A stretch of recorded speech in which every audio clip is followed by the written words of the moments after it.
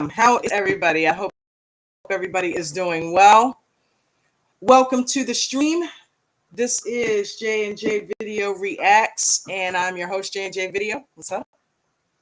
Hopefully everybody is having an awesome day. I figured we go ahead and get into some 90-day fiance recap. I haven't been on here in a few minutes, so I wanted to just check in with the J crew, see how everybody's doing. I wanted to also take a quick minute to thank everybody for the subscribership. Just to kind of give you guys a little, let's see, where are we at here?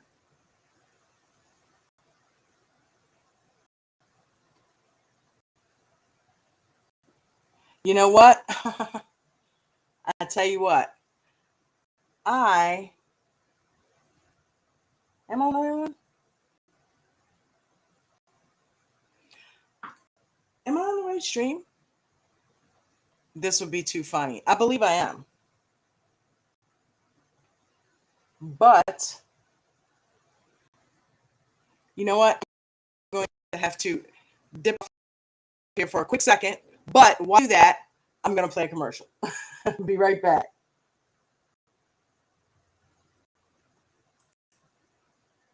Hey, did you know that you could single-handedly help this channel grow by clicking the like button down here on the left? And if you're not already, go ahead and subscribe here on the right. Share the video with friends and family, and don't forget to hit the notification bell so you can get notified when we do new videos or live streams. Thanks!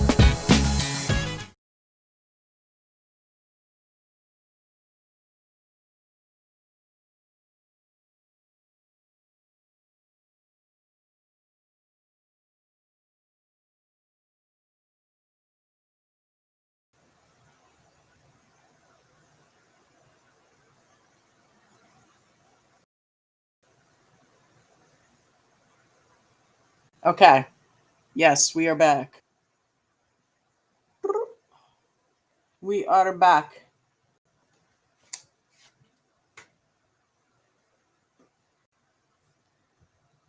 Okay. So, yeah. I had come into a regular stream, but unfortunately, I didn't come into the stream that I had set up to do. So, hey, I don't do this that often, so I'm still working out the bugs. But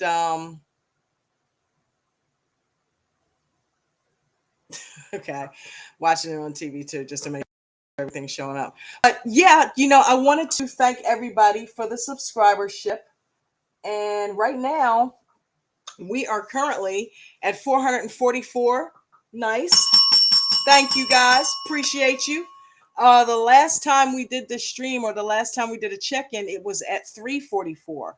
So we are headed towards that 1K with Godspeed, guys. Thank you so much. I appreciate everybody who has subscribed. We had quite a few people in the stream the last time. I so enjoyed your company. So hopefully I get you guys back in here. I know I'm running a little bit behind the 8 ball, but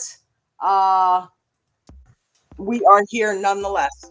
So I wanted to get into a recap of what is happening on 90 Day Fiance. Not that anybody is ultra super excited about it, because everybody is about bored to death with this season. I personally cannot wait until August 28th. And you know what that is? That is the premiere of the season of Happily Ever After, guys. So if you are not aware, Happily Ever After is coming back, and it's gonna be a bomb. They've got what? Off the top of my head, I think Angela's on there with the new man. I think Michael's on there as well, but if I'm not mistaken, they showed previews of her flirting with some guy from, I think they said was Canada. Who knows? Who knows with Angela? She's not flirting with her doctor. She's flirting. Angela knows what she wants. That chick, man, gone. And then they have Kim and Usman are coming back, if I'm not mistaken. I think Sumit and Jenny are coming back. And that's all I can remember. A few more people are coming back that are cool, but yeah. So I'm looking forward to that. I think, if I'm not mistaken, I think Ed might be back. Ed and Liz. I'm not sure if Colt. I think Colt might be back. Colt and Vanessa. I think Colt's trying his hand at moving to Florida or something. But don't quote me on those couples. I know a couple of them definitely. But yeah, so we'll see. August 28th on TLC. So I hope you guys tune in. I will definitely be recapping that. I just can't wait to get out of this damn season. These people, man. What about that clip? That clip of Muhammad. Muhammad went off last week. Okay, but nevertheless, I'm gonna go ahead and I'm gonna get started. I've got some notes here. I finally took some notes.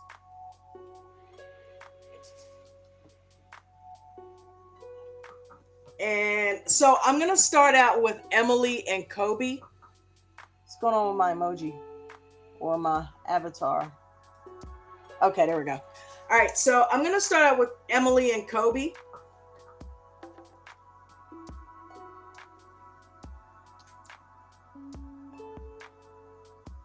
Shout out to Veganowledge JJ. Thank you for being here, my sweetie. I appreciate you so much. Thank you for all your support always.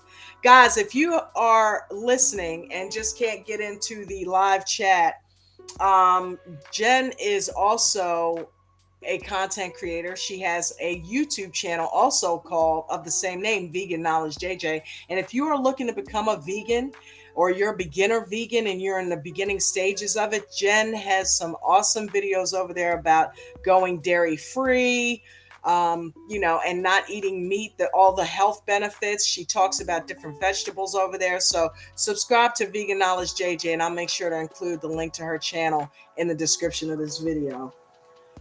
So let's start out with Emily and Kobe. Okay, so the show starts out with Emily and Kobe, basically, where they, Emily, as usual, is chastising Kobe for, handling COVID, who, if I'm not mistaken, is his son too, correct? So apparently he's playing with Kobe, and she's like, "Nah, honey, don't do that. Just leave him be. Why don't you leave Kobe be? I'm about tired of you telling that grown man what he can and can't do with his own child." So yeah, Emily is still being boss lady. But basically, this episode focuses on, them getting to know a little bit more about Kobe through his friend that shows up on the show. Emily and her dad take Kobe to go tuxedo shopping. All right. And apparently, Emily starts having an attack of conscience. She's sitting there talking to the confessional about the fact that she feels really guilty about not telling her dad that she's pregnant, which tripped me out because she was pressing Kobe for a reaction to that last week. Well, how do you feel about it? Do you feel good about it? Do you feel bad about it? How do you think he feels? He's going to have a wrath of shit coming down on him, because let's face it, you're not going to get that because you're daddy's girl and daddy never yells at you. Kobe's going to catch the heat from that, and he's stressing out about it. So what did you expect him to jump for joy that you're pregnant? Get over yourself. She's sitting there wondering why he's not turning cartwheels. It's because your father's getting ready to put his foot up his ass. That's why. So if he can't show jovial emotion, you're just going to have to get over that. So anyway, Emily and Dad are watching Kobe try on tuxes. You go, Kobe. Kobe is rocking the white tux with the black vest. Yes, he is. And he is even in this scene, she was bossy. He was talking about something and she tells him to stop talking, like low key. She's like, "Okay, stop." And then starts talking to Dad. I'm like, did she just tell him to stop talking? I mean, she must think she has two sons instead of one. But in any event, she tells dad, okay, great, now I'm going to have to go plan the wedding myself. It's all good. Go have fun with your friend. So then in the next scene, we are introduced to Kobe's friend, Temperature. Give it up for the name Temperature, okay? Who the hell names their kid Temperature? I'm sure he probably didn't get that name, but whoever did it, I'm sure it's a nickname. Temperature is having a conversation with Kobe about the fact that you got to stop letting this woman control you. You got to stop doing that. And Kobe's like, I know, my brother. I know. She like to be controlling. So he's basically telling him that's not the way it works in Africa, and you, of all people, should know this. Because apparently Kobe is part of some type of royal family. And that is probably the one of the only times that I actually laughed at Emily and enjoyed something that she had to say when she said, "What's going on? Do we have a castle in Cameroon? What the hell's happening?" Emily is trying to go over there and be Lisa from Coming to America. She wants Kobe to pick her ass up and take her over to Africa and put her in a castle. But Kobe is, he's not claiming that. He's not claiming that. He's like, nah, that's not me. I choose not to be a part of that. And yeah, no, there will be no going to Cameroon. We're not doing that. I'm not royalty. My dad is royalty. Well, hello, Kobe. The way it works in a royal family is if your dad is royalty, you are too. So I don't know what you're talking about, but yeah, if your dad's royalty, then you have royal blood. You're royalty too. You need to go claim that shit, bruh.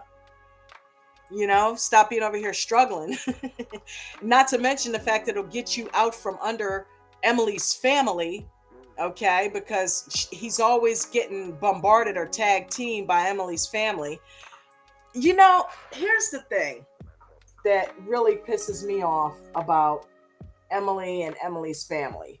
Emily has the benefit of having backup, okay? Kobe doesn't have that. Kobe doesn't have that. Kobe basically is on his own. And his friend Temperature, is trying to be there for his friend. They take this guy out to lunch and he's basically explaining to Emily, listen, he's the man, he's the head of the house. In Africa, the way that we do it is the man runs the family. The man is the head of the house, and the way that you speak to him would never be acceptable over there in our culture. The man is the head. And basically, Emily's family is looking on saying, well, that's never going to happen. They don't say that to him directly, but the dad gets into the confessional and says, yeah, he's talking about the men need to be the boss. And I'm here to tell you that's never going to happen. Well, we all know that's not going to happen. And it's not just because Emily gets her way, but it's also because whatever Emily says goes. When she gets upset with Kobe, she has the backing of her family.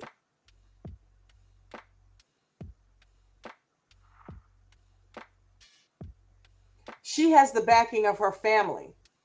And Kobe doesn't have that same backing. So it's not really fair.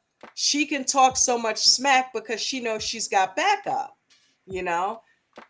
So hopefully Kobe will work his way into a situation where the family, respects him more. I think they're starting to come around. I think they like Kobe. I think they think he's a cool dude. Um, and he seems to have Emily's best interests at heart, which is all they asked for. But one other thing they asked for that he didn't give them, and that was for Emily not to get pregnant again. So I can't wait to see what happens with that. Please leave a comment down below what you think her father's reaction is going to be. I think we all know he is going to hit the ceiling. Do you think he's going to kick them out? I don't know personally, because Emily, he would never kick Emily out. Shout out to Anthony King. I see you over there. Salute to you, my brother. Salute to you. Vegan Knowledge JJ says, I love that part with where Emily is starting to think about being a princess. I know, because we all know that she already thinks she's a princess. Vegan Knowledge says temperature is going about it the wrong way though. Right. I think that he was kind of like a bull in a china shop in that lunch. You know, when he came at Emily and her family and basically said, this is not the way things are done in Africa. And, you know, you guys are in the wrong. You know, he kind of went into it not thinking how they were going to react. And also not thinking about what could the consequences be for Kobe once they get home. Not that they're going to, you know, pull the whip out or anything, but Emily thought back to when Kobe told her to fuck off, basically, and said, you know, he did kind of display a dominant behavior with me one time. And if that's the Kobe that he really is, or that's going to come out later, we're going to have problems. Well, here's my thing, and let me know what you guys think about this in the chat. I don't think that it's fair for Emily to think that it's okay for her to control everything either. Okay, it's not okay for you to control everything, just like it's not okay for Kobe to control everything. It's an equal partnership. Marriage is 50-50. You know, back in the olden days, yeah, it may have been the man was the head of the household or whatever, but right now, whoever is, you know, living in that house, that's two consenting adults, are the head of the household together. Okay, so yeah, he kind of went about it the wrong way and could have possibly caused a big fight at the table. He didn't care though. All he thought about was getting his point across to Emily that, hey, you need to chill. But he did it in the wrong way. He should have done a little bit more respectfully.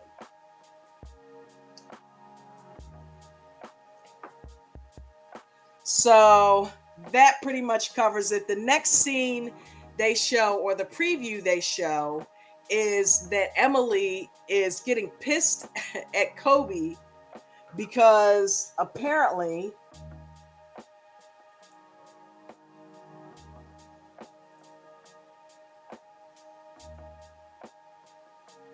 Emily's getting pissed at Kobe because apparently he lets the cat out of the bag, or temperature lets the cat out of the bag, that Kobe told him that she was pregnant. And you know, Emily's like, I told you not to tell anybody. Well, you told him not to tell your family. You didn't say he couldn't share it with friends and people that he confides in. You know, you can't control everything, Emily. You are not the queen bee. You may be the queen bee of the house, but you're not queen bee of Kobe. And you need to check yourself. And Kobe, you need to grow a set and check your wife or wife to be. Okay, and when I say check, I mean in a respectful way. Check her. Don't be telling her to fuck off and all of that. No, there's ways to handle situations. Like, hey, listen, I'm a grown man. This is my son, just like it's your son, and I'd appreciate it if you're not telling me or badgering me every 5 minutes about how I'm handling him. I know what I'm doing. I'm a grown man. I don't need you to tell me what to do with my son. I don't tell you what to do, so don't tell me what to do. Okay, the way that she tells him to stop talking, the way that she commands him, okay, go ahead, go take your clothes off. He reminds me of Eve. The other week, Eve was like, is it okay for me to wear this shirt? But then on the next hand, you're at dinner with your friend saying, he always tells me what to wear and what not to wear. But then you're turning around asking him. If you don't want him to have the power, don't give him the power. Stop asking him, can you? You're a grown woman. You know, stop asking him, can you do something? Because then when he turns around and says, you can and can't do this, then it's a problem. But you're giving him that control. Can't give it to him and then keep taking it back. Got to make up your mind. Which one are you? Are you submissive or what? And Kobe has got temperature in his ear telling him, you need to be the man and stand up to him. And Kobe's like, yeah, you're right. But we all know what's going to happen when Kobe goes home. He's going to go back to being meek little Kobe. He's saying he's not the man. No, listen, if you were that man to begin with, you wouldn't allow that. Okay, because as you can see, your friend Temperature, he has no problem telling the family, listen, that's not the way it goes. You don't talk to him like that. And if she was with him, And Dad said, we see why you're single. No, we see why he's not being taken advantage of. Not necessarily why he's not single. He's probably single because he's probably picky, but trust and believe when he gets with somebody, he's not going to allow them to run all over top of him like Kobe is allowing Emily to do to him. She has successfully emasculated him. He's not the Kobe that he was when he first got there. Took 90 days, but she got to him. And if she had help because the family backs her. So he's a lone wolf out there, guys. I mean, who can, I mean, I can't say who can blame him because it couldn't be me. I don't care how many people, hey, oh, you know what I mean? Leave. Don't let her take your pride away from you like that. Anthony King says, hey, Veganowledge JJ. Give it JJ Veganowledge a shout out. Yeah, Anthony King, if you are ever considering going vegan, I'm going to make sure I put her link to her channel in the description of the video. So yeah. All right, so who is our next couple here? Our next couple is Patrick and Thais. And talking about growing a set, Patrick really pissed me off this week. Patrick opens up in the confessional saying that he and Emily, after weeks of bickering,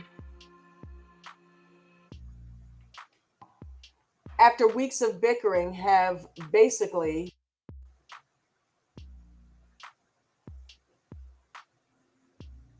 trying to find my place here. He says to the confessional that after weeks of bickering, that he and Thais have finally come to the agreement that she should tell her dad about getting married. So, you guys let me know what you think in the comments. He and John basically hounded that girl for the past couple of weeks. And I agree. I actually do agree that Thais should be telling her dad about Patrick, the fact that they're getting married, because if you want them to have a better relationship, you have got to, basically let him know what's what. And you can't let him do it the day of the wedding because, it's going to have an adverse effect. And poor Thais, she is just looking worn down. John and Patrick have basically worn this girl out. You know what I mean? She's confused. She doesn't know where to turn. So she says to hell with it. They finally wore her down and she decides to tell her father. All right. So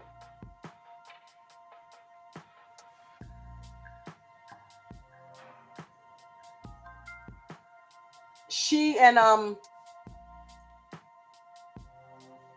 pick.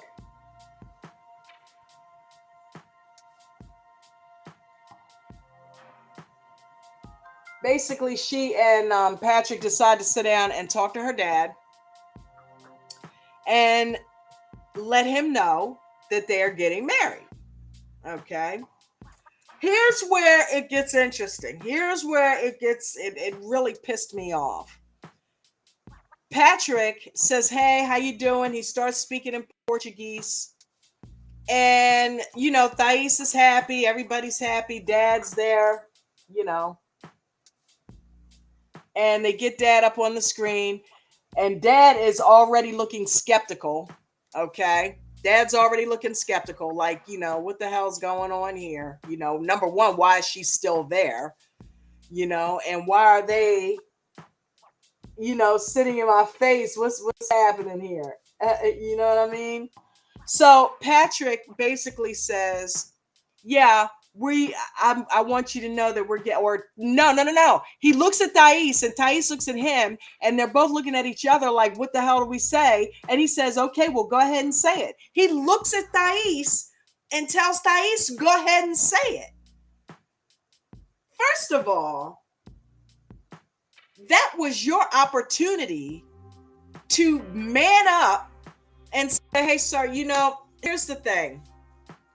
I want you to know that I'm madly in love with your daughter. I want to take care of her for the rest of my life. That's why I brought her over here. And it's my intention to get your blessing for her hand in marriage. Open up your mouth and say those words. Regardless of the outcome, you should have taken the helm, Patrick, and took control there, as you like to do with everything else. Okay? And you should have just said, but all of a sudden he retreats into this shell and asks Thais to speak up. That was your opportunity to show him that you are the man of that relationship and that you want to take care of his daughter, and prove him wrong, because he doesn't like American men, because he thinks they all just use up Brazilian women. That was your chance to make an impression on him. And what does Patrick do? Okay, I'm out. Gone. Outie. Deuces. Leaving Thais to handle the dirty business all by herself. If that's not a bitch move, I don't know what is. Okay? And I'm starting to think that that may be a recurring theme in Patrick's life. Because every time you turn around, whenever Thais does something that he doesn't like, who does he run to?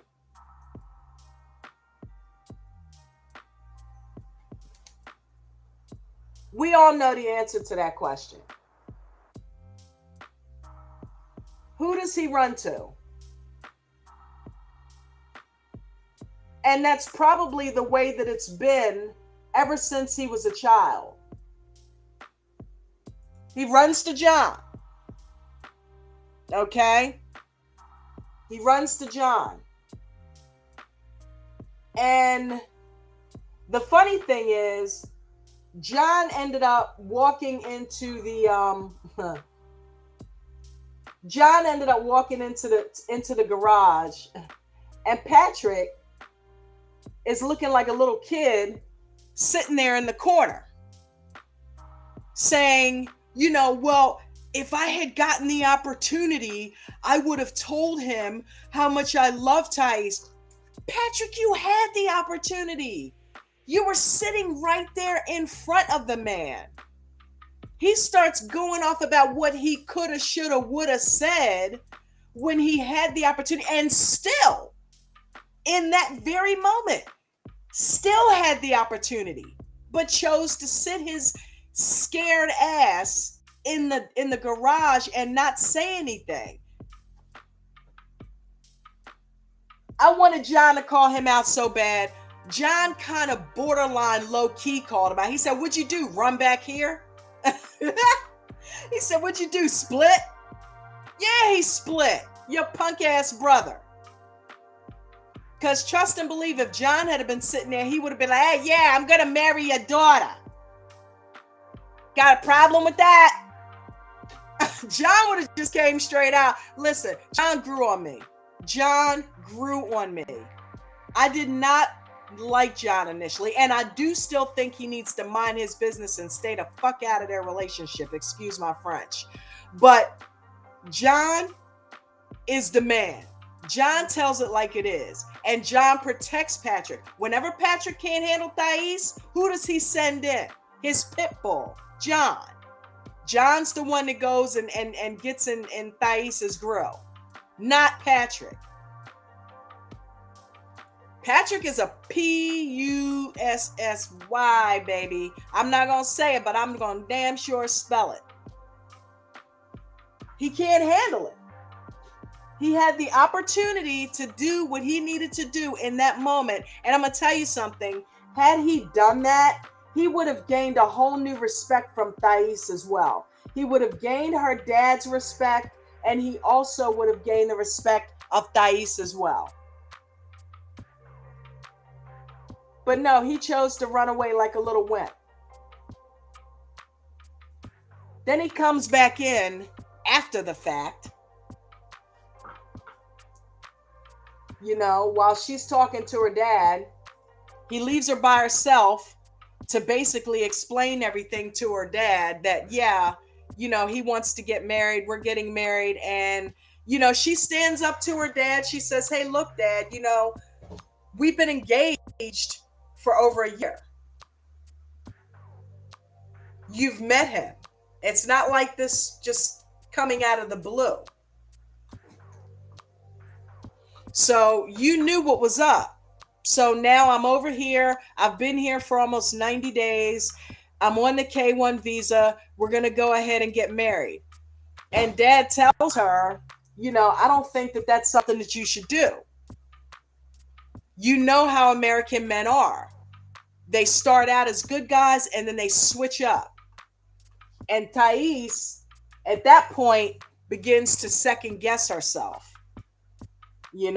She begins to second guess herself, and she says basically, you know what?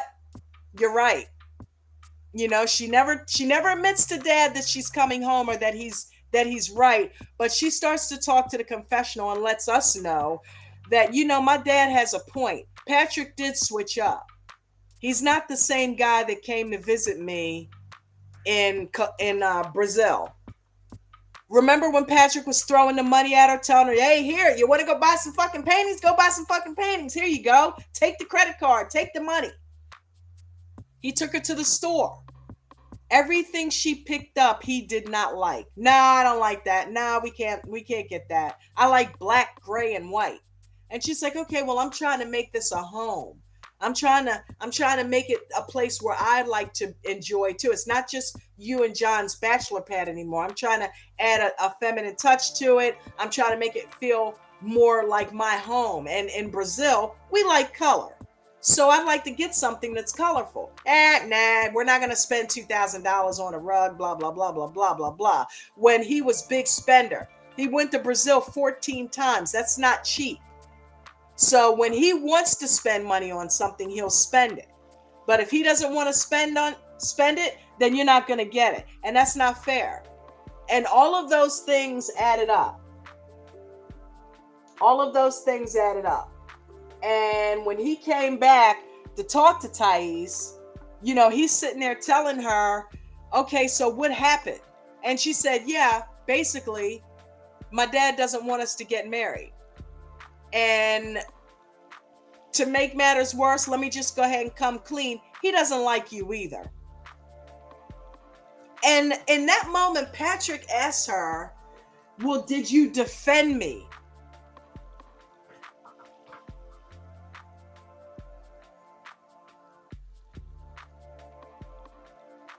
I'm pulling my hair out, right?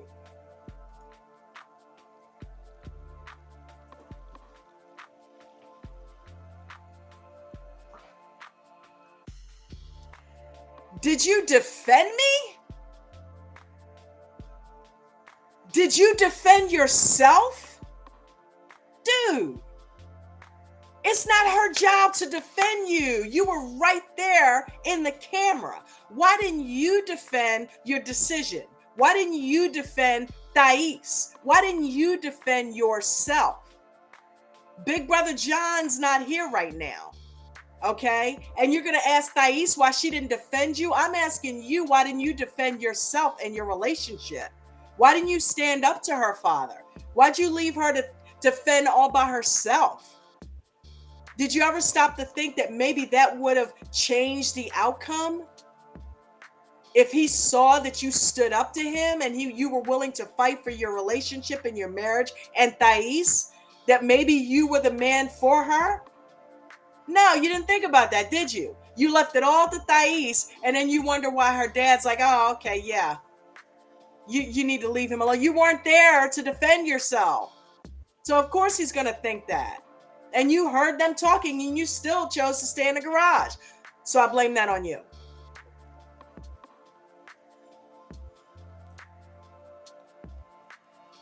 So basically,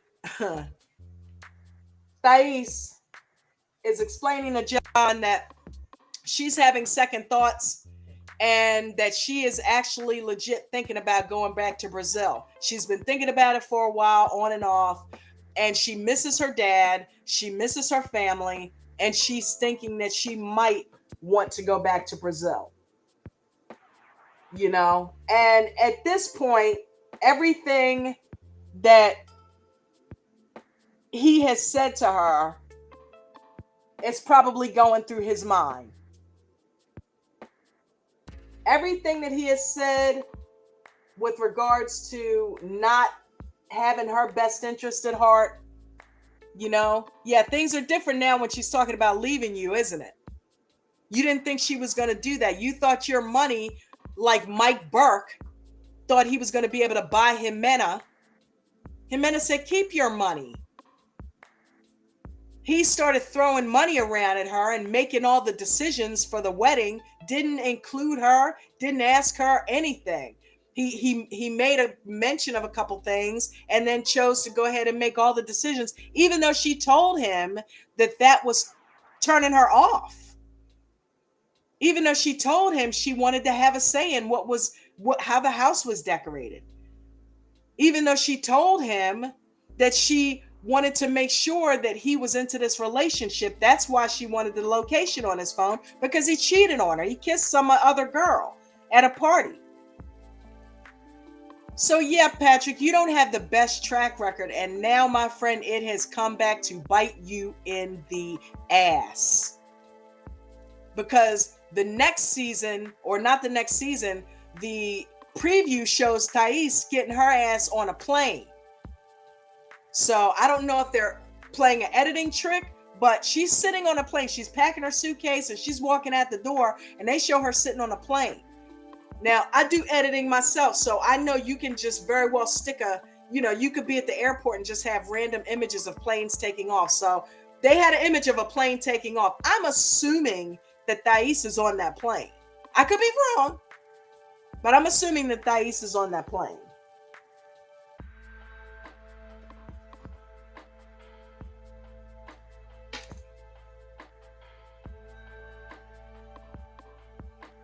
Shout out to Jasmine Simmons. Hi, watching from the Caribbean, Trinidad again. Welcome. And you see you've got that wrench, right? Awesome. Thank you and welcome back. Rap Guy Reloaded, what's up?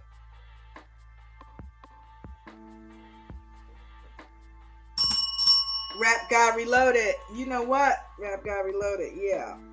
We got you too, my brother. You are also a moderator. You are chat royalty. And I know you from many different channels, and you always have supported me. So yes, you also have a wrench. Yeah. Patrick, you get what you deserve, bruh. If she did roll out, because she can't come back. You guys know that, right? Like, she's supposed to be, when she comes over here on that K1 visa, she is forbidden to leave the country for at least a couple years. That's why Muhammad's screaming and hollering, because he can't go anywhere. So I'm assuming if she is on that plane and they're not doing one of them editing, hyping up, for get people to tune in next week. If she really is on that plane, that's it for their relationship. There is no more Patrick and Thais. Not unless he plans on being on. There you go. He might get desperate enough and miss her enough to go over there. Think about it, guys. Wait a minute. He speaks Portuguese, doesn't he? His dad lives in Brazil, doesn't he? I see where you're going with this, TLC. Patrick is going to be on the other way, guys. He's going to grow a set and leave his brother. He's going to finally leave. I'm predicting it. He's going to finally have the cojones to leave John. And he's probably going to let John run the operation in Dallas. Is what's going to happen. And John's going to send him his cut. That's exactly what's going to happen. He's going to go over there and live with Thais. He's going to follow her. No doubt. It just all came full circle to me. It makes perfect sense. Look at that desperation in his face. He's like, you're not leaving me. He looked like he's still taking steroids. Dude, them eyes, man, he is staring at her like, please don't do this. Don't leave me. And that's exactly what he was saying in that moment. He's like, I can't see my life without you. That's what's happening. He's going over there. He's going to follow Thais. And think about it. That's the only way that he's going to gain her father's respect. Is if he goes in his face and says, I want to be with your daughter and I'm going to stay here until you like me, damn it. Okay? You and I are going to go fishing. We're going to be buddies. I'm going to make you like me. That's what's going to happen. I believe that. I truly believe that. I would not be surprised. And if it happens, you heard it here first on J&J Video. All right, so who's our next couple? Let me look down here in the notey notes. Let me know what you guys think about that in the comment section. And if you're joining us on the replay game, let me know what you think about Patrick joining the other way, cast and crew, and going over to Thais, because I think Thais rolled out. And I think he's going to go follow her. It kills two birds with one stone. It allows him to get closer to her father, and it allows him to get out from under John. Because I damn sure know John is not following him all the way to fucking Brazil. That ain't happening. John's going to stay back and run the operation in Dallas is what's going to happen. And he's going to send Patrick his checks. All right, so let me look down. The next couple was... All right, let's see. Okay, so the next couple is Bilal and Shaida. I gotta give Shaida the bell on this one. I gotta give Shaida some props.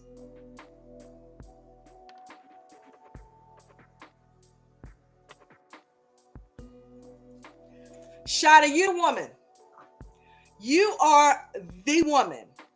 You handled your business on this episode, girlfriend. I got to give it to you. You handled your business on this episode.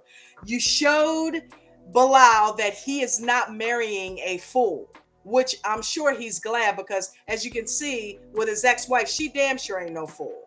Okay? Bilal, and I was talking to my wife Jen about this weekend. Bilal likes a certain type of woman. He likes a woman that doesn't mind showing authority. Okay? He likes a woman that's strong. He doesn't like a weak woman. He likes to think he can tell this woman what to do, which is probably why those other relationships haven't worked. But I think Shaida has a way of handling Bilal, not to mention the fact that she's gorgeous, okay? But let Bilal tell it. That doesn't mean anything. That's Cinderella stuff. That's fairy tale. That's lusting. Yeah, right. Okay. It don't hurt nothing either, though, right, Bilal? But you know, Shaida definitely is a force to be reckoned with, and she proves it in this episode. Okay, so you know, I'm not going to spend all day on Shaida and Bilal, but what ends up happening here is they end up, Bilal's, I guess, working, he's at his computer. And Shaida says, yeah, I need you to take a break from that and go have a talk with me. Let's go to lunch, or go grab a cup of coffee or a smoothie or something and have a conversation. Okay. So he does. He says, all right, you know, I can make money later. Gotta love that. Making money all day, right, Bilal? And he joins her, you know, for some lunch, and they're talking about this prenup. Okay. And for those of you who don't know, Bilal hit Shaida with a prenup because, of course, he's got real estate money and he doesn't want her taking him for all he's got. I don't know if that happened before, because the ex-wife sure seems to be all up in it, talking about, I need to make sure you sign that prenup because I don't need him. You know, we've got kids together and I need to protect their interests. Why? Did you take him for a lot of money? Is that why you're paranoid about it, Shaida? Or Shahida? What I think her name is Shahida. Did you take Bilal for half of his income? Is that why you're on it? Because you don't want her to do what you did? So anyway, Bilal is, Shaida brings Bilal there, and basically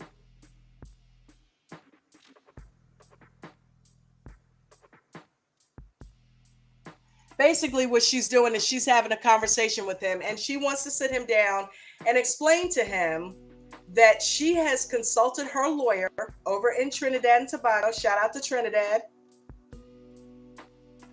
She has consulted her lawyer, and her lawyer has advised her to not sign the prenup. If it was his daughter, and she asked, if it was your daughter, would you advise her to say? He said, no, I would not.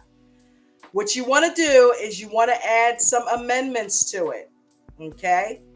If you sign that, make sure that you put something in there for you, because this prenup 100% protects Bilal and Bilal only. So if you want to be smart about this, then you'll go ahead and add an amendment in there. You're talking about you want to have children. Add something in there about having a couple of kids in the next couple of years. And also add something about your business. He has to help you start your business, and your business belongs 100% to you. He cannot fight you for it. Well, Bilal, and Jen says it's because he wants to maintain control, and I completely agree with her. Bilal takes issue with this. He says, okay, well, if I'm going to give you money, and if I'm going to support, if I'm going to be an investment for you, or if I'm investing in this business and giving you startup capital, then how do you figure I don't get part of the profits if we break up? I don't get to have half, because she said, well, it's because it's just like how your real estate is, Bilal. You have your real estate that's all you, and I don't have any of that. You're not splitting any of that with me. Okay? And Bilal says, well, yeah, Shaida, because I built that. I built that from the ground up. Of course, that's mine. I can't give you something that you didn't have a piece of building. And she said, okay, well, check this out. If the shoe were on the other foot, and I love this part, if the shoe were on the other foot, and I had a mate who dropped everything, that had an established business in another country and dropped everything to come be with me, hell yeah, I would give them the startup capital.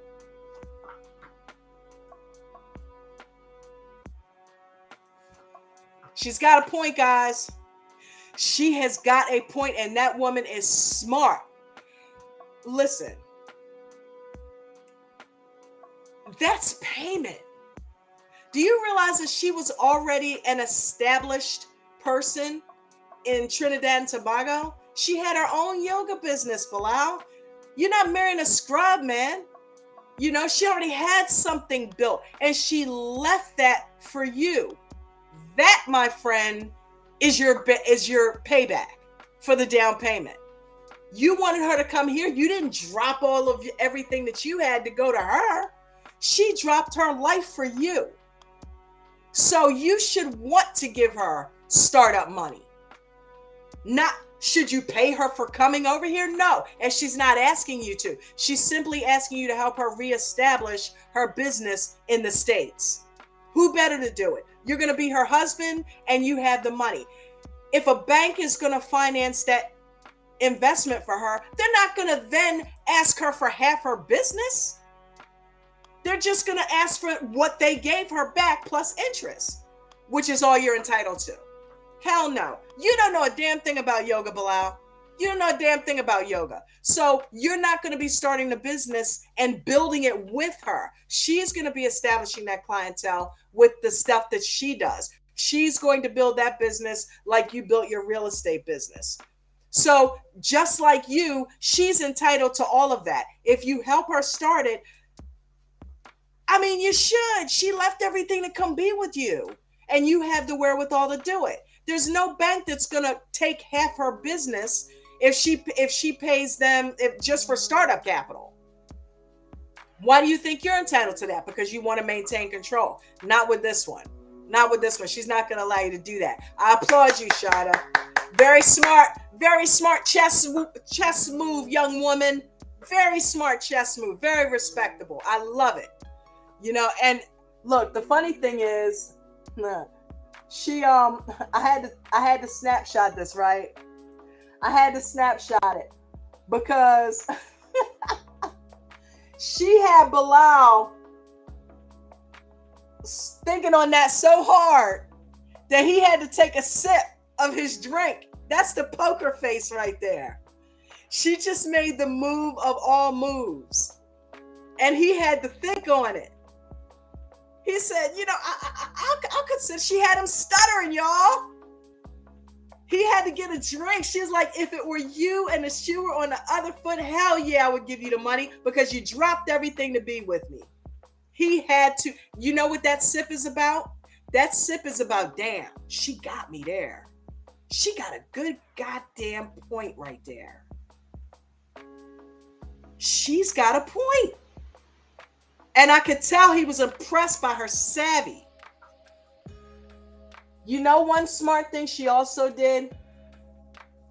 She went and she said in the confessional,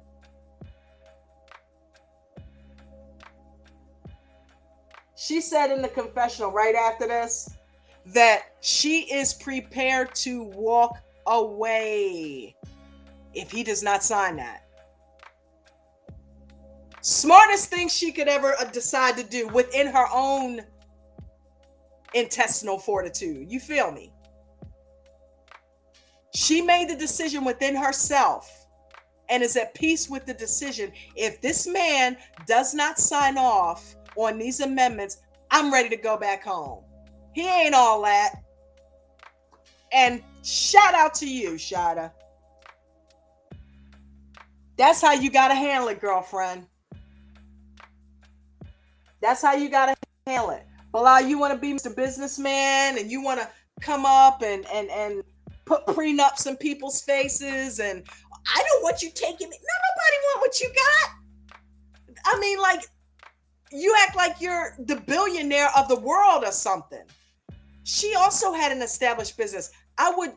Dude, if she gets a chain, if she grows this thing to a point where it becomes like a yoga chain and she ends up having way more than you and she can buy 10 Bilals, it will serve you right. And no, you're not getting none of that. You're not getting none of that. No, that's hers. Okay, just like the real estate, that's hers. Okay. Worst case scenario, they split. Give that man his money back that he put into it. That's all. That's all you owe him. Maybe a little bit of interest.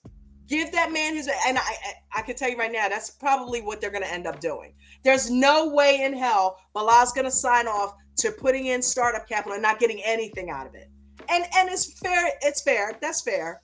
Okay. If something should happen, which that's what prenups focus on, is fucking divorce. That's why people hate them. But in the event that something happens, because it's already happened to him twice, so something's going on there. Yeah. Other content creators have touched on it. Shout out to Nikki Starr. Shout out to Just Call Me Why. Yeah, something's wrong. Shout out to Chris Farah as well. I subscribe, girl. So yeah, I'm looking forward to checking out the content. Yeah, something's wrong, Bilal. Why did 2 women roll out, dude? And that's why you're adamant about this prenup, isn't it? You know that eventually you are going to drive Shaida to want to walk out that fucking door. And you want to make sure you're protected. I mean, it is what it is. We know that's what it is. So, and Shaida, after living with him for a couple months, is like, yeah, I know why he's got this prenup. But you know what? Yeah, I'm going to sign off on it, but I'm going to make sure that I'm going to get something out of it. I'm going to counter prenup your ass. Good for you. Next couple. Let's see. Let's look at the notes. Let me check the chat. See what we got going on in the chat. See what we got going on in the chat.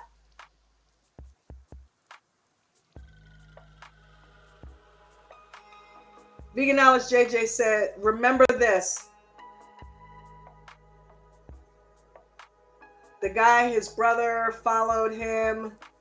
Dean John is going to get girl too. Yeah. You talking about Tyreek's brother? Right. Dean did go over to the Philippines and is over there making babies over in the Philippines with that little girl he's got. Because I think she's now about to have her second child with him.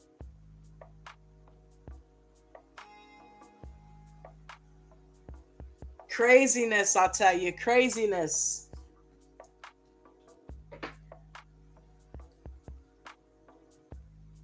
So that is Bilal and Shaida.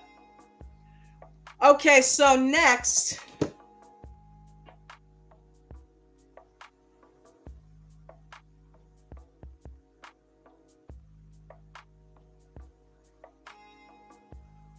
Okay, so the next couple we got is Eve and Muhammad. Muhammad, what is going on with you, bruh?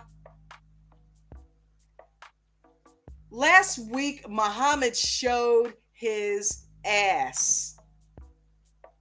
And Eve, this reminds me of a video that I did on Mike Burke.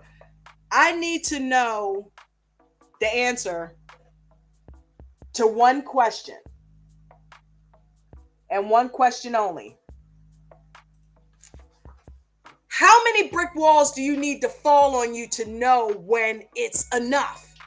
He's not the one. He's not the one. He is a Muslim. You are not. You don't plan on being Islamic. He doesn't want to have kids with you. Scratch that off. Not that you could have him anyway. You're like 50 years old. Although, there are some 50-year-old women who can still belt them out. More power to you. Could me. But wait a minute, dude. Do you not realize that immigration watches shows like this?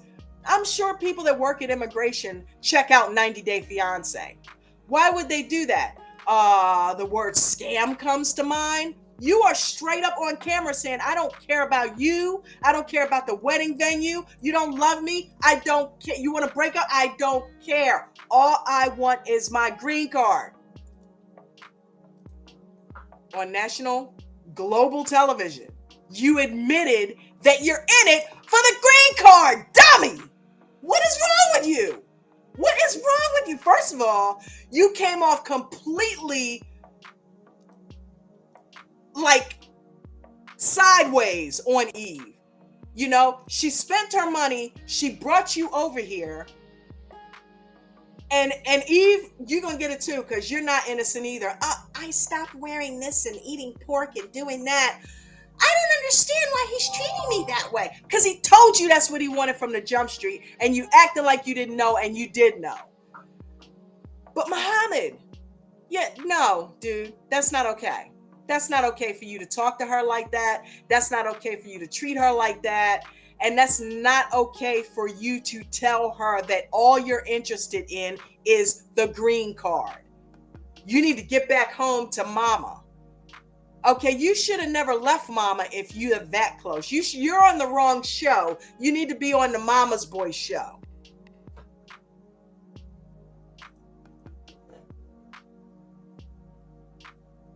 Okay, so their segment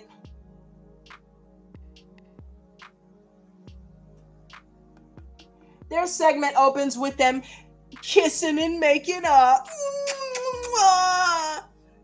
I don't want you to ever talk to me like that again. I don't want to see the anger in your eyes anymore. I didn't like that. Okay, I won't talk to you like that anymore. Give me the green card, bitch. Do you know that's all I want? I want the green card. You knew that. Give me the fucking green card, bitch. That's all I want.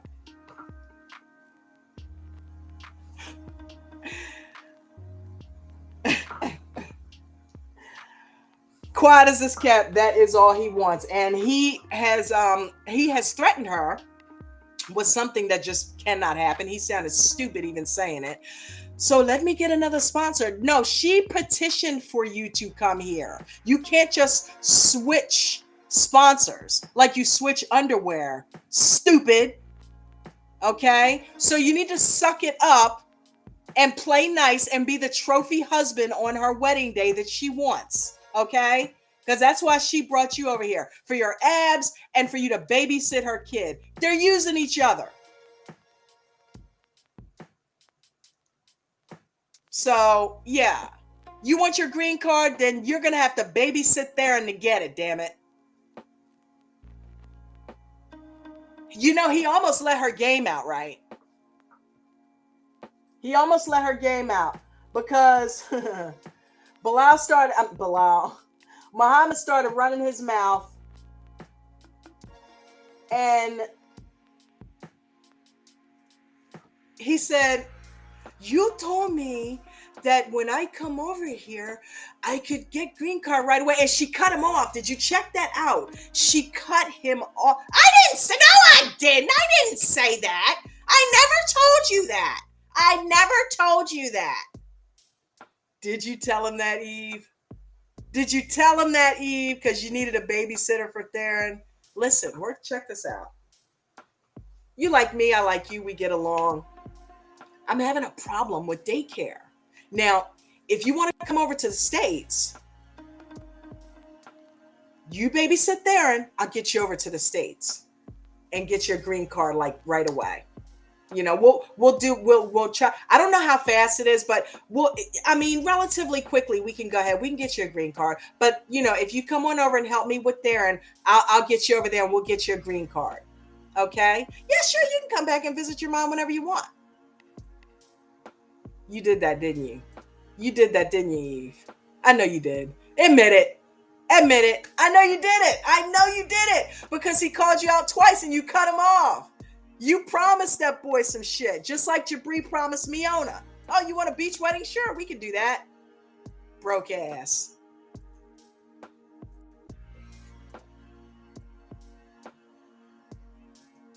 Okay, so they're kissing and hugging and making nicey in the kitchen. Okay.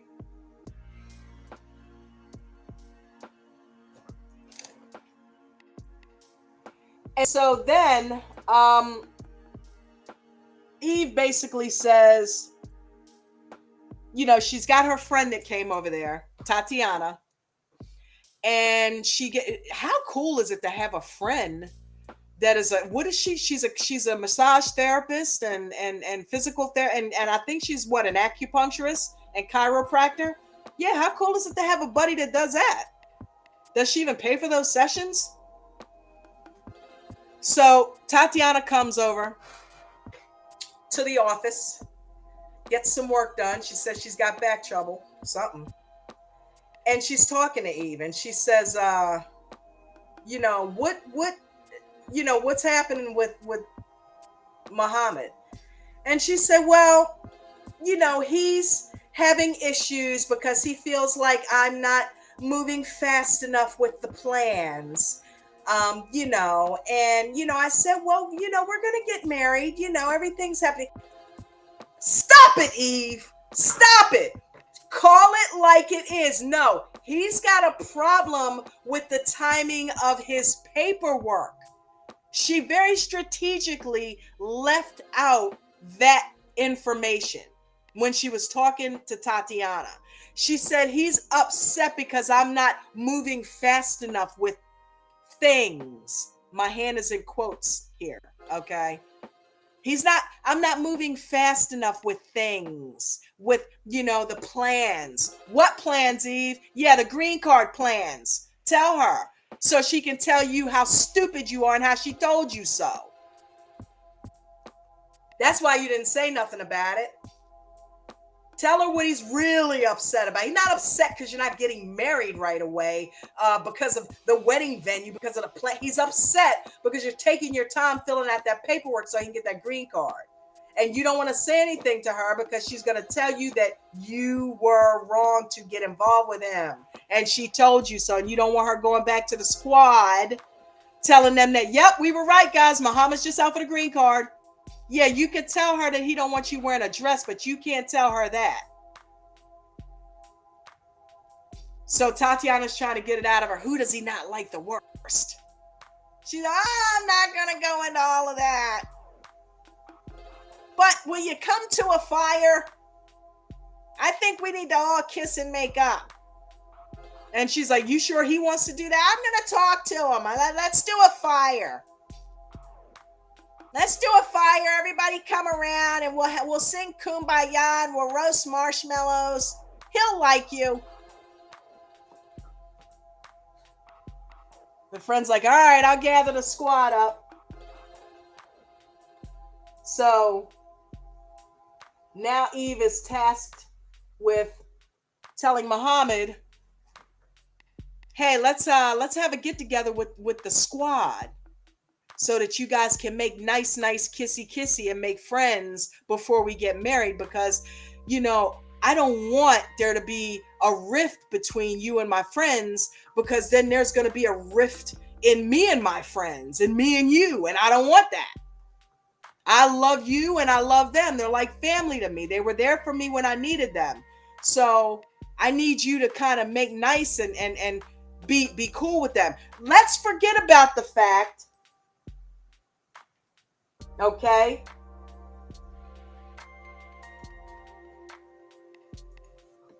Let's forget about the fact that your friends literally interrogated the shit out of him at the first time they met. That's why he doesn't like them. He doesn't just like them just to not like them. I mean, I don't get that from him. Even though, you know, all they said to him was hi initially, and he said, her friends are very weird. All they said was hi. How'd you get weird out of that? But anyway, they proved him right, because then one of the ladies is going to ask, well, aren't you a virgin? How'd you even know where to put it? Did you watch porn or something? Is that how you learned how to have sex? What are you doing? You don't ask a grown man about porn. What's wrong with you? And Eve's sitting there.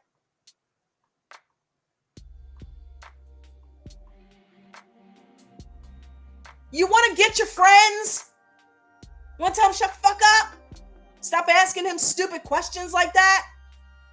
What is wrong with you? I mean, it's like, okay, but no, because they were there to bully Muhammad. That's why Muhammad doesn't like them. Eve, this is your fault. It's your fault. They don't like him and he doesn't like them. You set that up for failure. You came in and you totally threw him under the bus and said, he made me change my outfit. Oh, and let's not forget the waiter that, you guys want wine? Oh, I'm not having wine this evening because I'm on a short leash and he's right here. Like, you threw him under the bus. Now I can't have wine, and everybody's looking at each other like, told you, girl, he's controlling her. Okay? And you're letting them ask him questions that they should not be asking him. So of course he's pissed off. He's offended. And of course they're pissed off because he's talking and looking at them like they're the worst thing since sliced bread. So anyway, you caused that. So yeah, I guess it's up to you to fix it. So basically, Eve's like, Muhammad, you know, I'm going to set up a fire ceremony tonight that, you know, we're going to do in the backyard. And I want you to, you know, I basically want you to start getting along with my friends. Okay?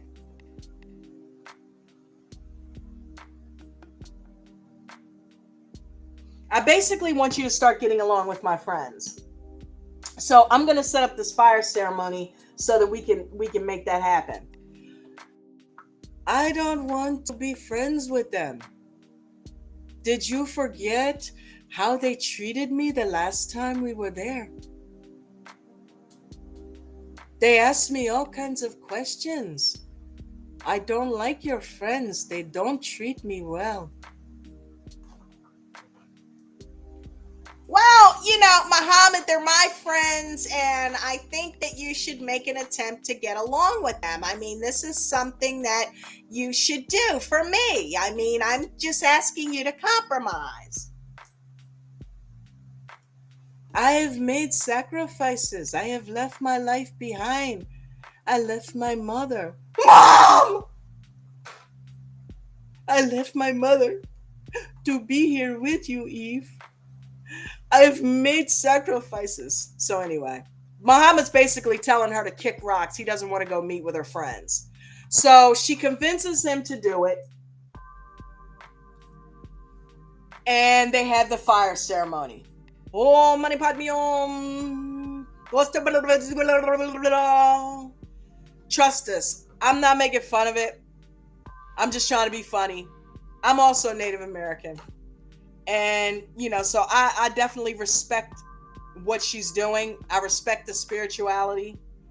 But yeah, you Muhammad's not going to get with that. So you trying to get this Muslim man to pray over some fire is not going to happen. But her friends show up and they're taking part in the ceremony. And there's Eve down there cleansing her healing rocks. And, basically, Muhammad's off in the corner looking at them like, you bitches are weird. And I'm not going to do that.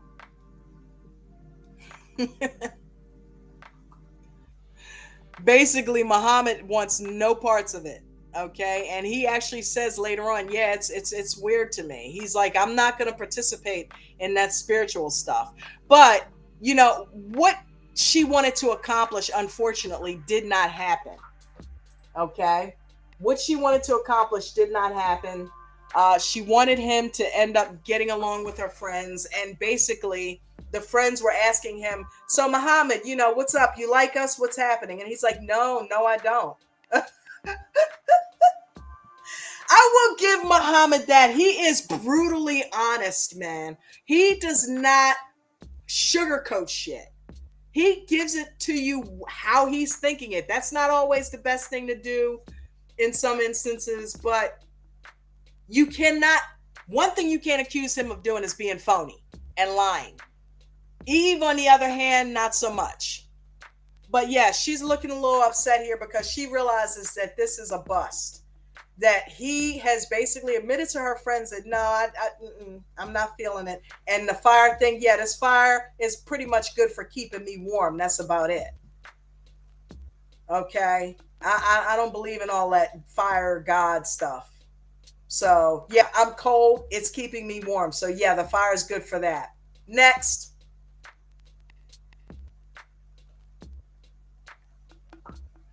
So I don't know, Eve. The next, the preview is showing him talking to his mom. So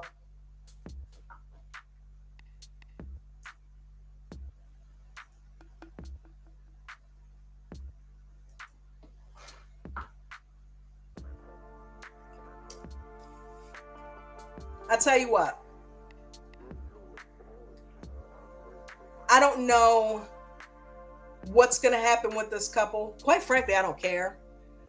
Because I really don't think that they belong together. I think that they need to relinquish each other. I think Eve needs to let Muhammad go back home. Unfortunately, she's probably gonna have to foot the bill because he's saying the other week, okay, buy me a ticket. You're not giving me what I want. You want me to buy you a ticket home? Shit. You better find a way to get that shit. But Eve is like, I think she is throwing good money after bad, And I think Eve's a genuinely nice person, and I feel bad for her. She's got this young guy, and she's infatuated with him.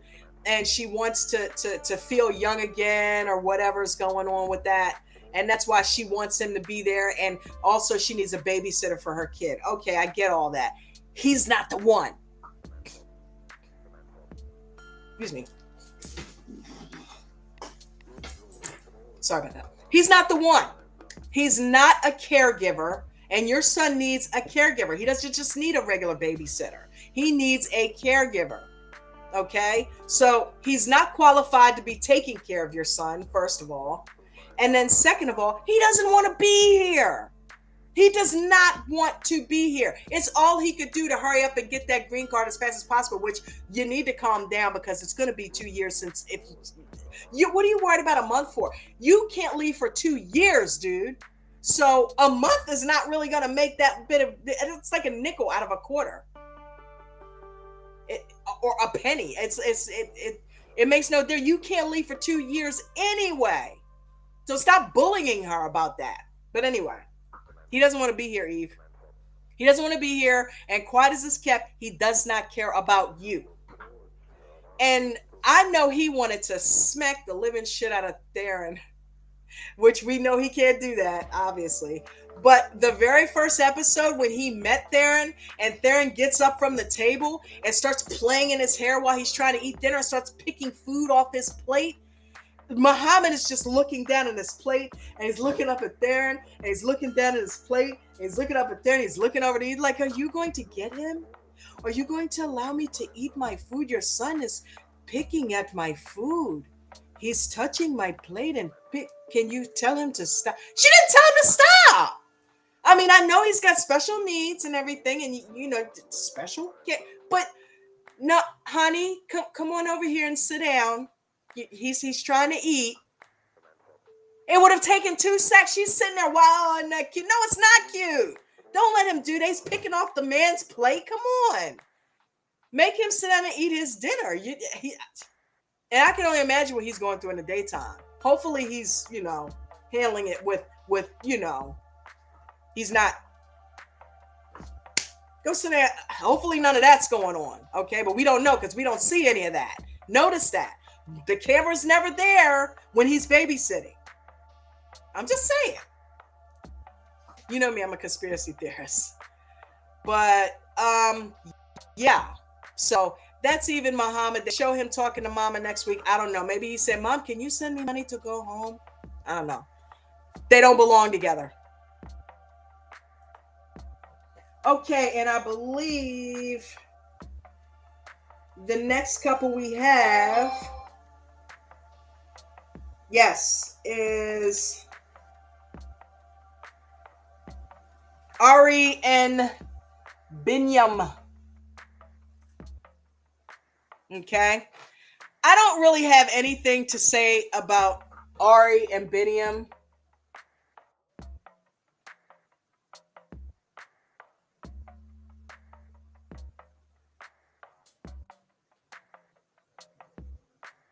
Yeah, I don't really have anything to say about Ari and Binyam except Ari, you dead wrong.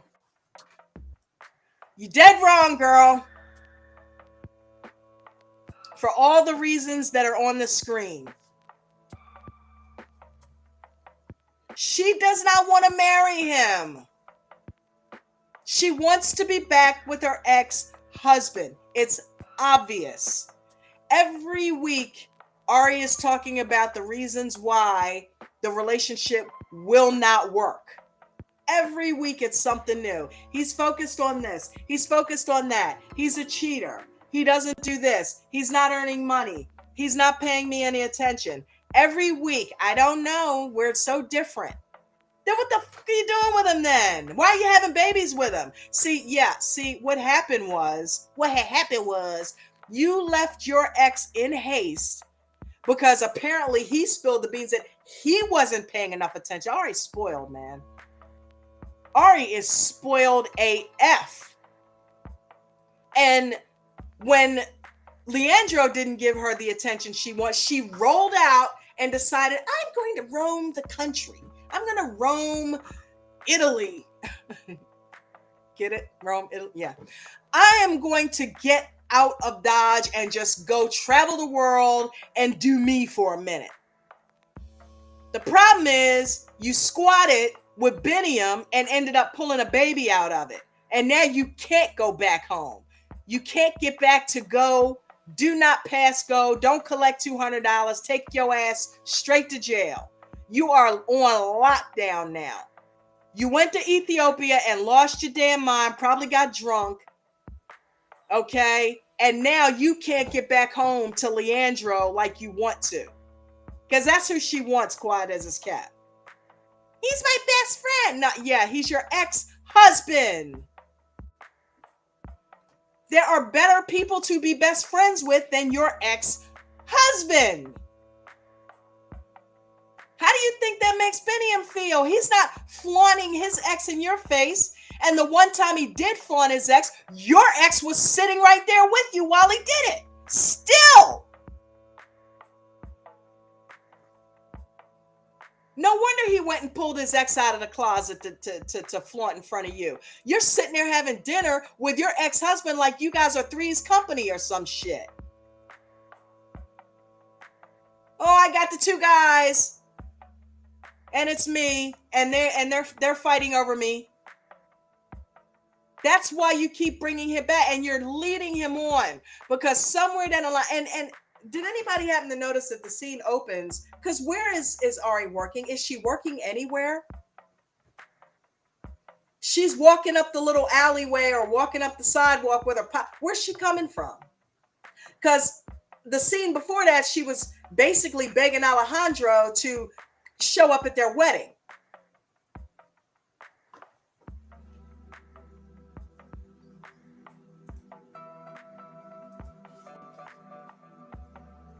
Really, Ari? I mean, you're my best friend.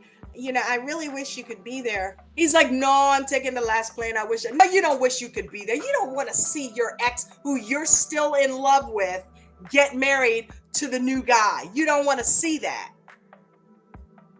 And for whatever reason, you won't put her in her place and tell her that. That's right. Because you're still in love with her. That's why. She's still in love with you. You're still in love with her. Let's not forget, she left him. He didn't leave her. Remember? He's still in love with her. It explains why he's not in a relationship. Years later, he's still catering to Ari. Okay? There's no new woman in his life. If there were, she'd be by his side every time he goes to see Ari. Or better yet, he probably wouldn't be going to see her.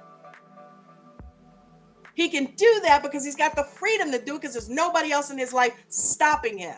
And when there does come someone in his life, bet your bottom dollar Ari is right there to break it up. Because everybody gets it but you, Ari. That's not okay. You're his ex. Anytime he probably gets a new woman in his life, Ari is probably all up in that.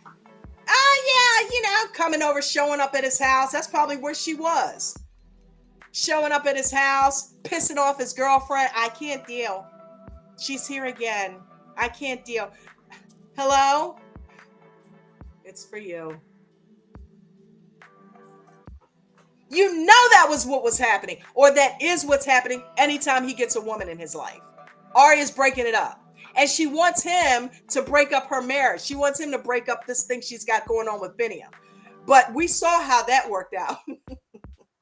Binyam choked the shit out of Leandro. You hear me? Look, if the cameramen weren't there, Binyam goes to jail on a murder rap. He almost killed. How many times did he have to tap out? Like, I can't breathe. I can't breathe. I can't breathe. I can't breathe. Binyam tried to kill him. Oh, sorry. I get carried away. I get carried away. Something. I get carried. Look, wow. Wow. Wow. Oh my God. Just Call Me Wah. Shout out to Just Call Me Wah. Go subscribe. Oh my God, dude. She does the best Binyam impersonation ever. You know, something. He's always saying something. I studied something. I said, I almost choked you. He tried to kill him. He did the same shit to him that he did with the guy in the ring at the MMA fight. He's not an MMA fighter. Why are you handling him like that? What the hell? So, anywho, that's why he's not breaking up your relationship. He doesn't want to get his ass whipped or worse. Okay? Because his jugular was almost snapped in half. So, yeah, he's not trying to get a second dose of that. You're looking for the wrong one to stand up to Binyam. Okay? Anyway.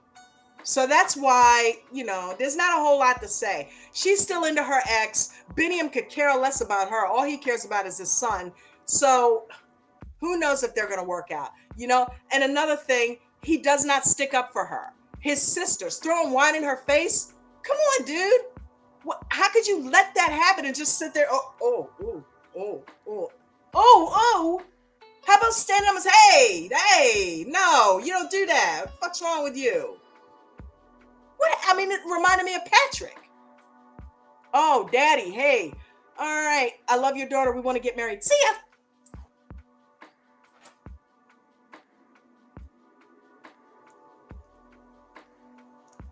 ya. Anyway, Ari and Binyam is a train wreck waiting to happen, just like even Muhammad. Next, we are almost done here, guys. We got two more couples. We got Kari and Guillermo. Ari, I'm still thinking about Kari. Hey, look, somebody said Guillermo. That's a good name for them, right? Gara, Guillermo.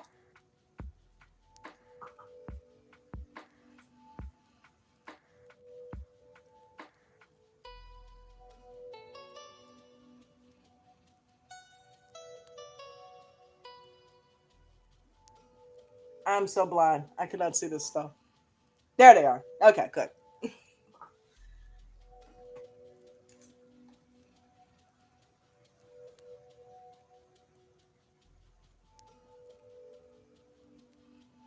All right, Veganowledge JJ with the commentary.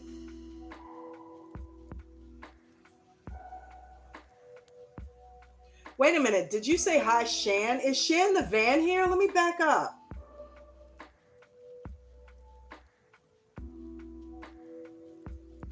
Shan, what's up, honey?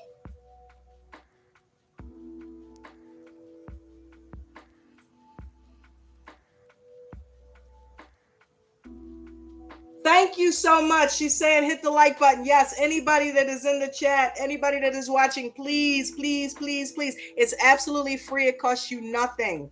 Hit the like button, and if you have not subscribed, subscribe. If you have already subscribed, share it. Tell someone else to subscribe. Let's have a party.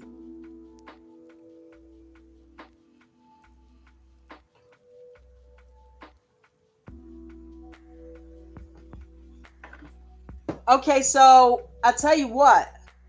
I don't know if you're down for it, Shan, and if you're still here, I'm going to drop the link if you want to join. I'm just going to drop it right there in the chat.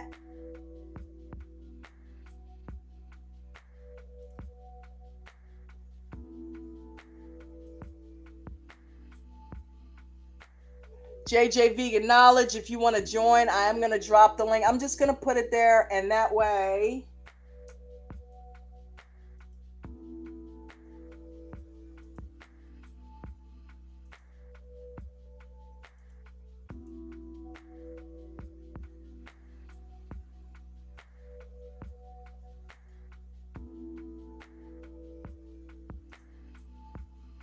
Okay, there we go. Kara and Guillermo.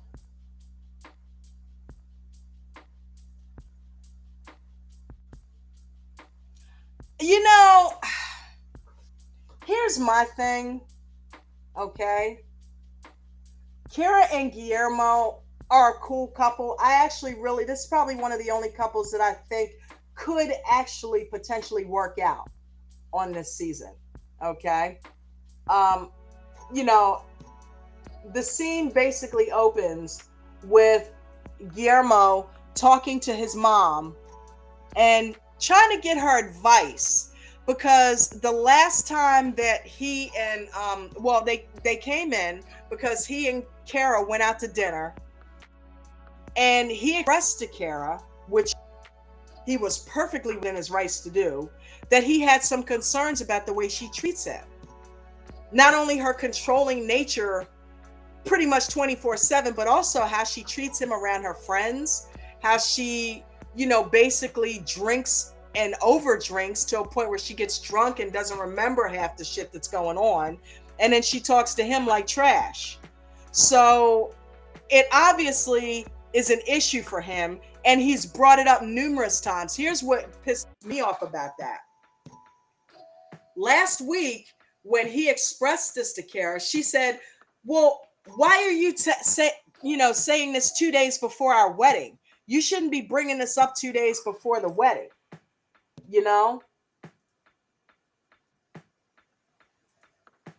Newsflash, Kara.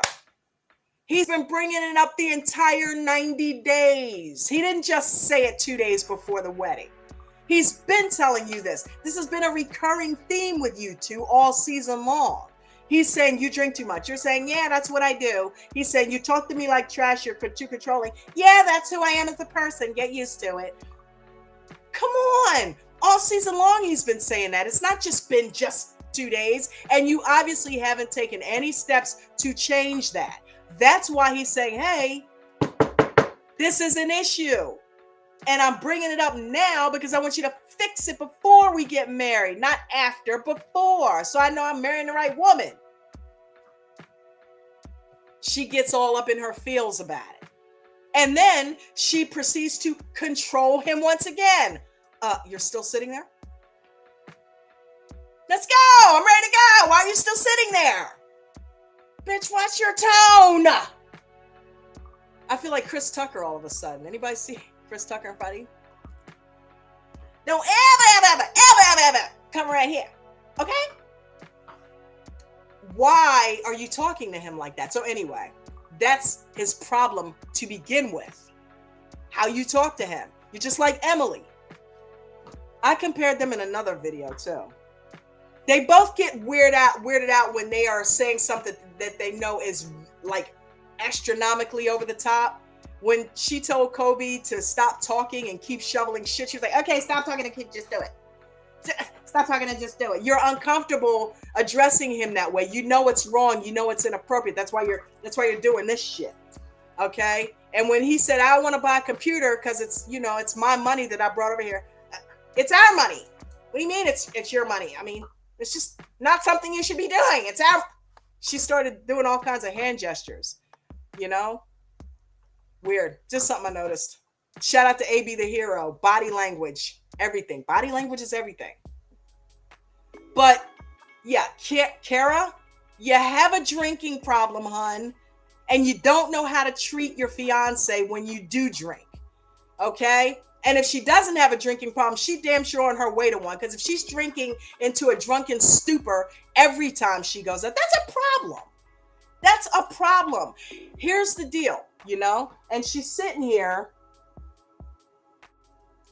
and she's talking to her buddies. Okay, so after he talks to his mom, I'm jumping around a little bit. After he talks to his mom, he addresses her. He says, okay, look, because Mama Bear basically breaks it down to him and tells him, look, it's okay. Okay, we all know Kara. You know how Kara is. She's a grown-ass woman. She loves you. She made the decision to marry you. So don't worry. Everything's going to be fine. Yes, get this out. Tell her that it bothers you and it concerns you and it needs to be fixed. Because you don't want to be, after you get married, fighting about the same shit. Okay? Mom tells him, get all of these problems out of the way because you don't want to be bringing up past stuff because you're going to obviously have issues. Period. I mean, marriages have issues from time to time. It's just a natural thing. So there are going to, at some point, be new issues. You don't want to be dealing with old issues on top of new issues. So she tells him, yeah, get it out of the way, but don't fret too much over this because she's a good woman and you got a good girl there and, just go ahead and get married. You're good. You're good. All you got to do is just relax. Let her be her and she will treat you with respect. And all he has to do is just let her be her and she has to let him be him and everything will work out fine. Right?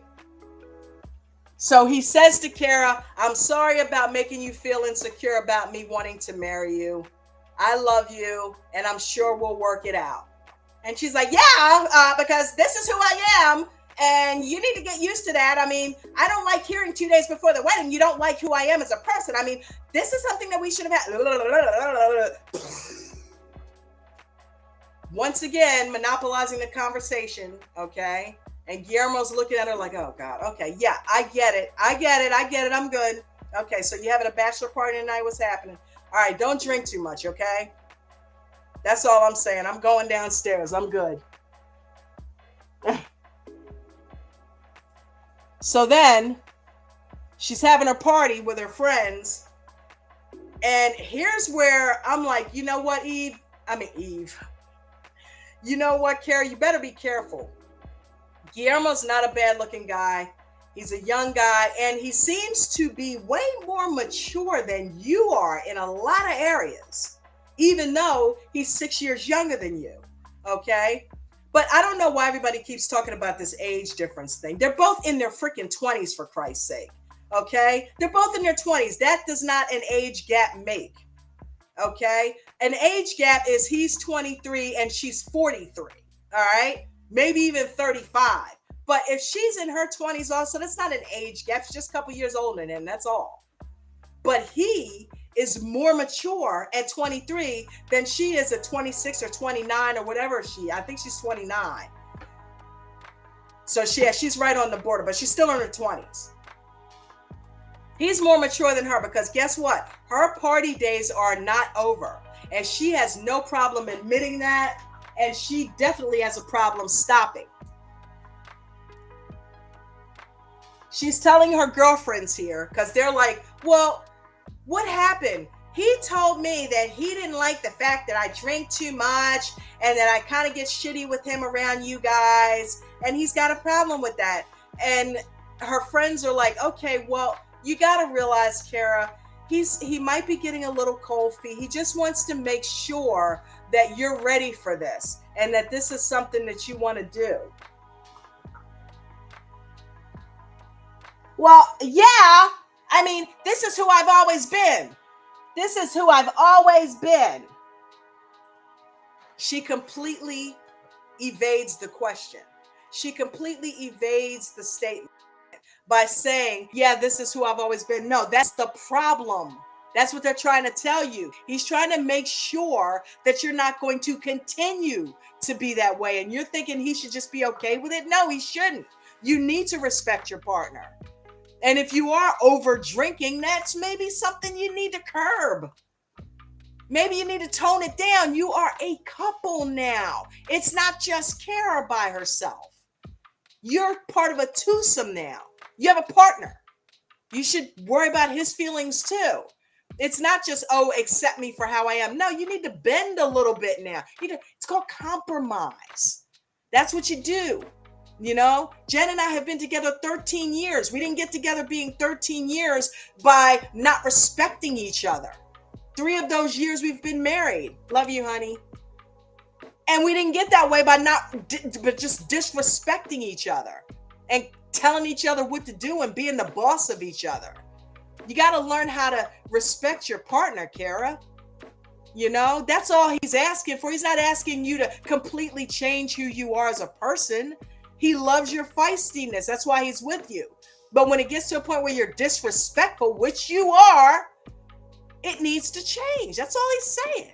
Why are you making him have to be the bad guy? Like he's trying to, get you to jump into another skin or something. Curb the drinking, respect your partner, and you guys will have an amazing marriage because when you guys get along, you're fantastic and you're a beautiful couple. So that's really all I got to say about them. And the last boring ass couple is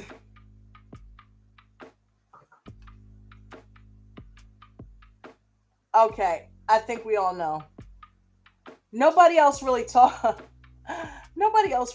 about these guys, but I'm gonna go ahead and give a little spit to them because I quite frankly, Jabri, man, she's really Jabri. Oh my God, that was so crazy. Let me get the blackfish picture off the screen.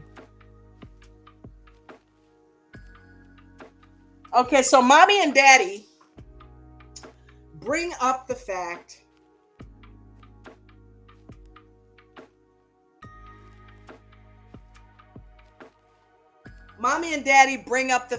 that, yeah, you said that you guys would be here for the 90 days, right? Okay.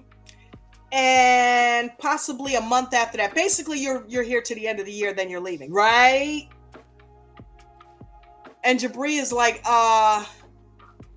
well, yeah, we said that, but we don't know where we're going.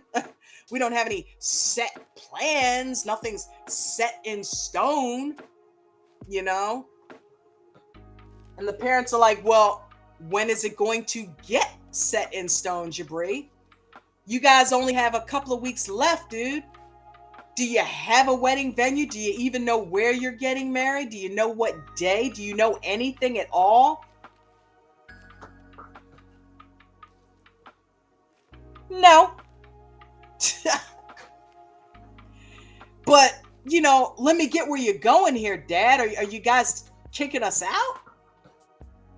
No, we're not kicking you out. We're just holding you accountable, Jabri, to what you said. And then Jabri's father goes on to the confessional to admit that Jabri has an issue with sticking to what the fuck he says he's going to do. Okay? Gee, Mione, you think? Because I'm sure he promised her some stuff that he's not living up to. Jabri has a problem where he will take full advantage of you if you do not hold him to what he said he was going to do. If you let him ride it out, he going to ride it out. If they let him stay there for a year without paying rent, he will stay for a year.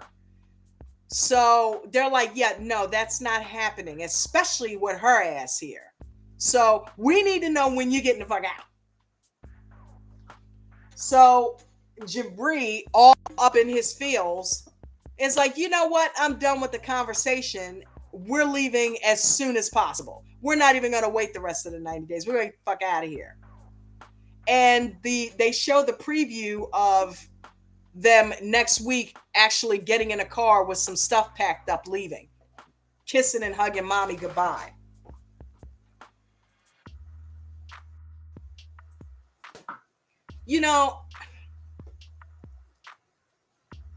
I got pissed off because I'm like, Jabri, you're 28, dude.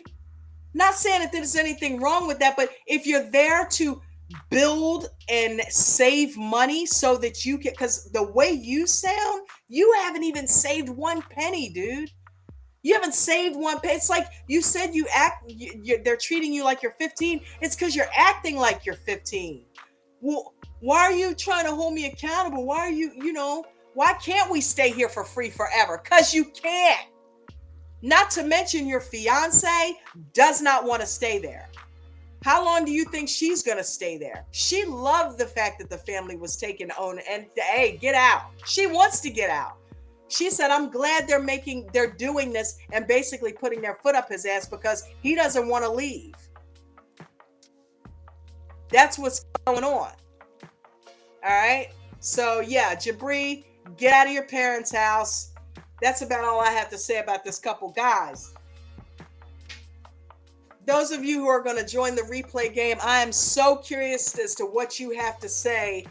Please leave some comments below and let's continue this in the chat section. Veganowledge JJ, let me read your last couple of comments.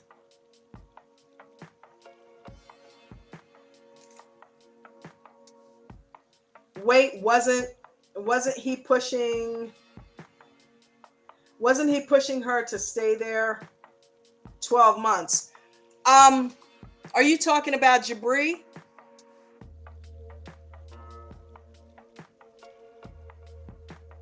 Like she was gonna say. Yeah. I felt like, wait a minute, what? I felt like mom wanted to get rid of Miona. Yeah, she definitely. Her and Miona are like two pit bulls, like wanting to go at each other. And Jabri's holding Miona back, and his dad's holding his mom Mahela back. You know, I mean, they definitely, if given the opportunity, I'm sure they would really go at it. That would be something I would pay to see. It might have made for a more interesting segment for these two if you did just let them go at it and have it out. But yeah, um, that's a boring ass couple.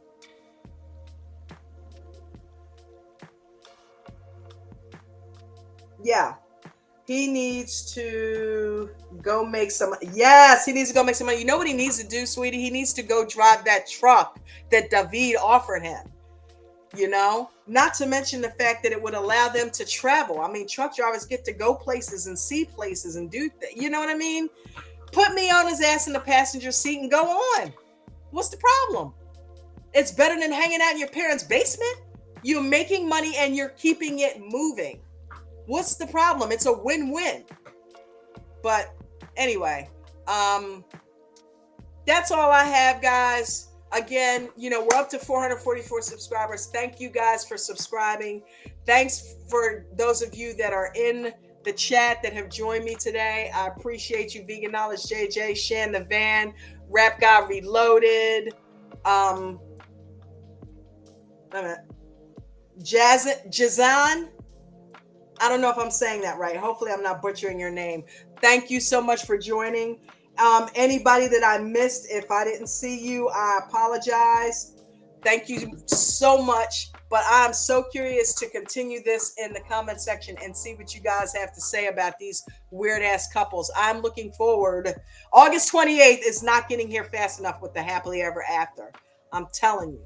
But in any event, guys, peace and blessings, and take care of each other. And I will see you on the next one. Listen, Pedro and Chantel come on tonight. So I'm going to watch that, and I will be back on live again, 4 o'clock Eastern Standard Time tomorrow to do a recap of The Family Chantel. You guys have a good one.